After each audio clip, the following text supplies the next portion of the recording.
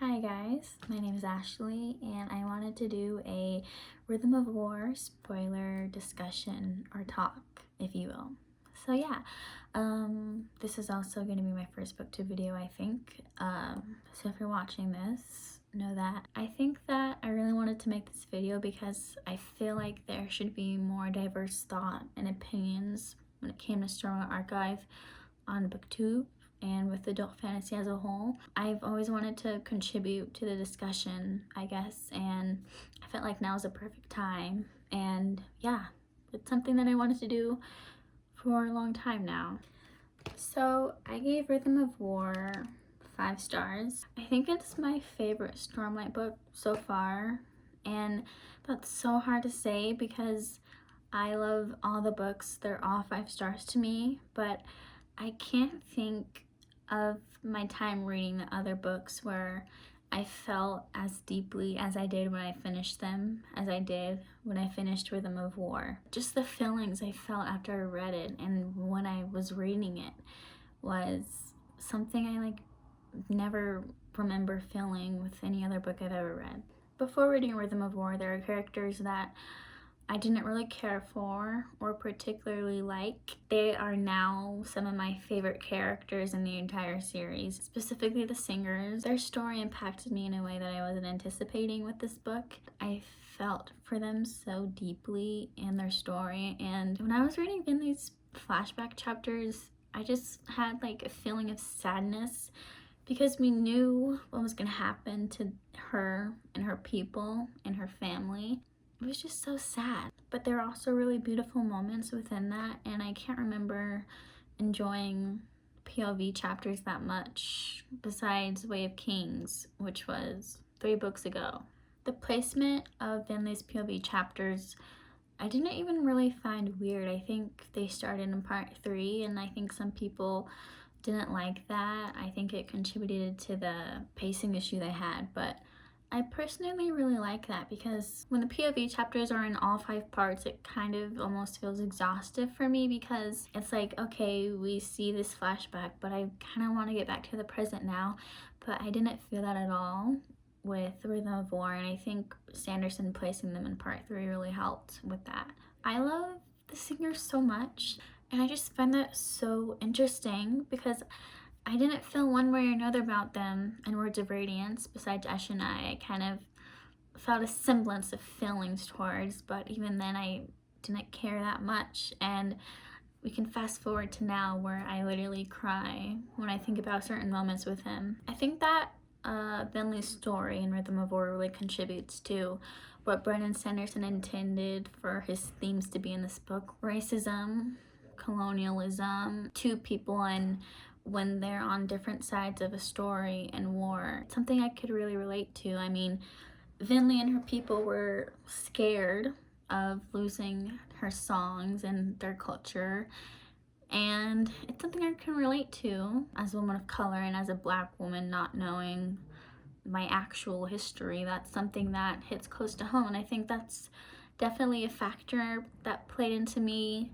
loving their story so much, like me seeing what Sanderson was trying to say. I guess people that don't have experience with that haven't been able to empathize with or reckon with those ideas, and instead they kind of write it off as it being boring. Okay, my camera shut off for some reason, but I was saying that I just feel like Sanderson's stories are rooted in reality and his characters and their emotions and what they deal with. I'm not an expert in adult fantasy, but I feel like that's not something that's common, and I feel like because of that, Rhythm of War was met with hostility because it deviates, and his entire Stormlight Archive deviates from, I guess, traditional fantasy. Sanderson doesn't give us that, and that's why I love it so much. I loved the singer's plot so much. It was my favorite part of the book.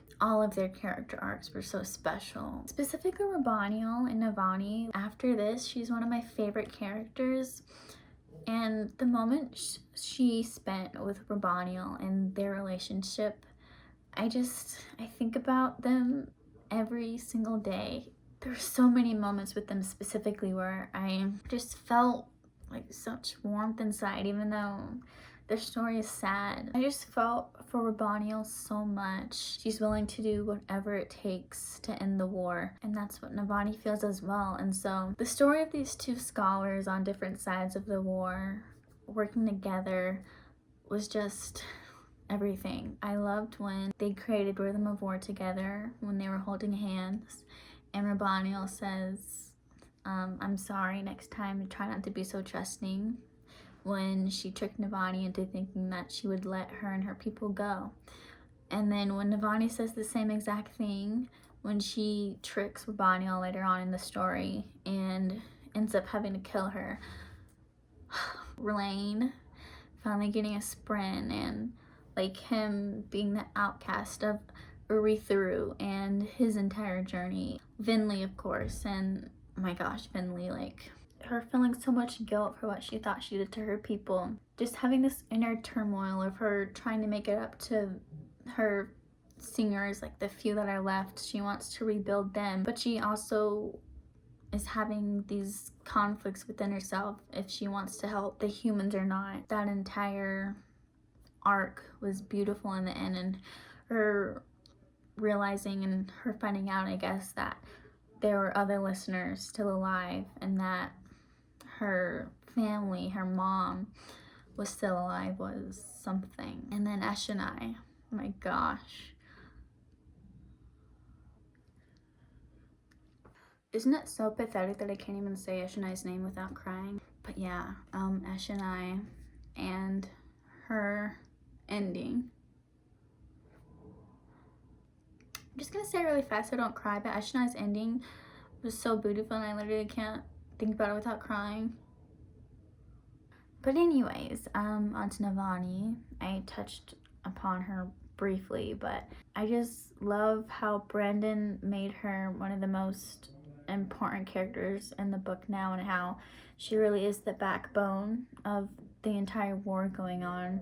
Like, she literally has like one of the most iconic lines, like it goes, "Honor is dead, but let's see what I can do. Journey before destination, you bastard." Yeah, I loved it so much. Like, the source of serotonin that scene gave me. And then of course Cal. I'm just gonna say Cal because I pronounced it Kaladin and everyone's gonna bully me for that, so I'm just gonna say Cal. His story obviously was one of the main points of the book. I know people wanted to just like get to him swearing the fourth ideal, but I feel like, especially after reading this and him not swearing it in Oathbringer, and then like that period of time where he had to work through things before being able to swear it, and just his entire journey with his depression was just him swearing the fourth ideal in the way that he did felt so earned. With him specifically, Sanderson really leaned into the journey before the destination. We all knew that he was going to swear the fourth ideal, and so I was like fine with not getting to it until part 5. The moment when he fell, and when I realized he was talking to Tien, I think that was the most I cried in the book other than Eshonai. And then finally, Shallan and Adolin. This book still really made me love Adolin. I remember like so much speculation over Adolin being Odin's champion. This book like completely like negated that. Adolin is just like one of the most honorable men in the entire series. He's more honorable than his dad and almost everyone else. Winning the case with the honor sprint, not like any special rules happening or like interference. It was just him being a good person, and him being a good person is what led Maya to be able to act and talk that the way that she was able to in this book. It was just like really comforting to me. And the only meh part I had about this book was with Shallan, and that just has everything to do with me and me not particularly liking her. And I think that her character arc in the story was amazing, and like the way that she dealt with her mental illness, I just didn't really care. It's because I don't care for her in general, not because of it being done badly or something. So those were the main characters that we got. And then we briefly had down in our POVs, Jasna, Wit, Renarin, and all that. And it's hard for me to critique like characters in the way of them being in books a certain amount of time because there's still 6 books left. And especially with people like Jasna and Renarin, like Jasna is my second favorite character in the series and she's barely in it, but I'm fine with that because I know we're gonna get the POV chapters from her and the later half of the books. So yeah, it's really hard for me to critique Stromae on that front when it's coming. This video is a lot longer than I intended it to be, but just quickly, I really liked the plot of the story too. I really liked the idea of all the Radiants losing their powers and them having a like navigate trying to take back Urithiru was really interesting, and I loved that aspect, and it just made the story flow a lot better in my opinion. I also really liked Shallan and Adolin and their little team in Shazamar. So yeah, that was the end of the discussion, I guess, and I guess I'll be making more videos. I really want to do a Wheel of Time series and other things. So yeah, thanks for watching, I guess, and bye.